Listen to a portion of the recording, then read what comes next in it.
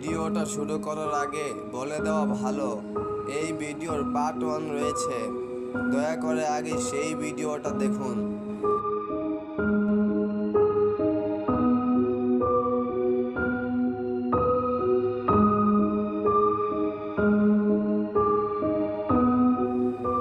রহিমপুর জঙ্গলে মানুষ যেতে ভয় পেত, কারণ যারাই রহিমপুর জঙ্গলে যেত তারাই মাথা কাটা অবয়বকে দেখতে পেত, তাই মানুষ রহিমপুর জঙ্গলে যেত না। 10 বছর পর রহিমপুর গ্রামের অনেক পরিবর্তন হয়েছে, অর্থাৎ রহিমপুর গ্রাম অনেক উন্নত হয়েছে। আর এখন মানুষ রহিমপুর জঙ্গলে যেতে ভয় পায় না, আর সেইখানে জায়গার দাম অনেক সস্তা, যার ফলে মানুষ সেখানে বাড়ি নির্মাণ করতে শুরু করেছিল। আর সেখানে বাড়ি নির্মাণ করাই সিকান্দার সাহেবের সবচেয়ে বড় ভুল ছিল। বাড়ি তৈরির পরই সিকান্দার সাহেব আর তার স্ত্রী মিনা নতুন বাড়িতে শিফট হয়। তাদের দুজনেরই বাড়িটা অনেক পছন্দ হয়, তারা সেখানে খুশি খুশি জীবনযাপন করতেছিল। কিন্তু একদিন মিনার সাথে ঘটে একটা ভয়ানক ঘটনা। এক রাতে সিকান্দার সাহেব কাজের জন্য বাহিরে ছিল, তার স্ত্রী মিনা সেই বাড়িতে সম্পূর্ণ একা ছিল, আর সে রান্নাঘরে কাজ করতেছিল। তখন সে বাহির থেকে একটা অদ্ভুত আওয়াজ শুনতে পায়।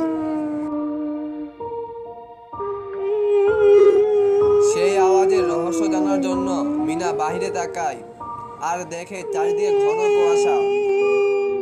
কিছুক্ষণ পর ঘন কুয়াশা গায়েব হয়ে যায়, আর সে যা দেখে তা দেখে তার হৃৎপিণ্ড কেঁপে ওঠে। সে দেখে একটা মাথা কাটা অবয়ব বাহিরে দাঁড়িয়ে আছে। এই দৃশ্য দেখে মিনা অজ্ঞান হয়ে পড়ে যায়।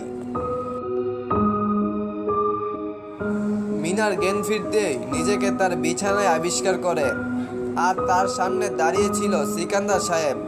তিনি সিকান্দার সাহেবকে সব ঘটনা খুলে বলে, কিন্তু সিকান্দার সাহেব এটা মিনার মনের ভুল ভেবে এই কথাকে আর গুরুত্ব দেয় না। এরপর থেকে মিনার সাথে ঘটতে থাকে ভয়ানক ঘটনা। মিনা বিভিন্ন জায়গায় সেই মাথা কাটা অবয়বকে দেখতে পায়, কিন্তু সিকান্দার সাহেব মিনার কথাগুলো বিশ্বাস করত না। এই দৃশ্যগুলো দেখে মিনা এক পর্যায়ে পাগল হয়ে যায় আর আত্মহত্যা করে, যার ফলে সিকান্দার সাহেব সম্পূর্ণ একা হয়ে গিয়েছিল, আর তিনি সম্পূর্ণ একা সেই বাড়িতে বসবাস করতে লাগলো। সিকান্দার সাহেব সকাল সকাল অফিসে যেত আর রাত হলে বাড়ি ফিরত। বাড়িতে ফিরে রাতের খাবার খেয়ে ঘুমিয়ে পড়ত। এমনভাবেই চলছিল সিকান্দার সাহেবের জীবন। এমনই একদিন সিকান্দার সাহেব রাতে অফিস থেকে বাড়ি ফিরলেন আর একটা শান্তির ঘুম দিলেন।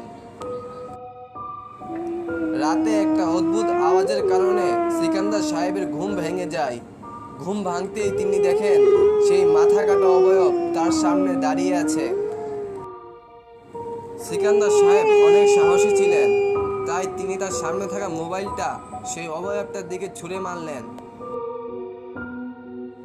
মোবাইলটা অবয়বটার শরীরে লাগতেই অবয়বটা হাওয়ায় মিলিয়ে গেল, আর সিকান্দার সাহেব মনে মনে নিজের প্রশংসা করতে লাগলো। তারপর আবার ঘুমিয়ে পড়ল। পরের দিন সকালে কিছু গ্রামবাসী সিকান্দার সাহেবের মাথা কাটা লাশ সেই জঙ্গলটার মাঝে পায়। এই দৃশ্য দেখে সকল গ্রামবাসী অনেক ভয় পায় আর আবার সেই জঙ্গলে যাওয়া বন্ধ করে দেয়।